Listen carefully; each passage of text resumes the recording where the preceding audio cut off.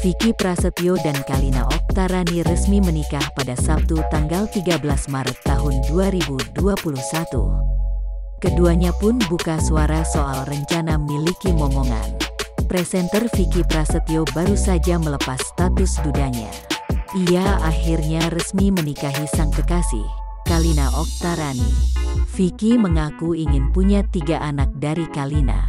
"Aku sih udah bilang sama dia, aku pengen anak 3 dari Kalina," kata Vicky seperti dikutip tribunstyle.com dari YouTube KH Infotainment, Minggu tanggal 14 Maret tahun 2021. Sementara itu, Kalina ternyata berbeda pendapat dari sang suami. Ibunda Aska Corbuzier tersebut mengaku hanya ingin 1 anak dari Vicky. "Aku pengen 1 aja," ucap Kalina. Vicky pun menegaskan dirinya tak mau menunda soal momongan. "Enggak sih, menunda," ungkap Vicky.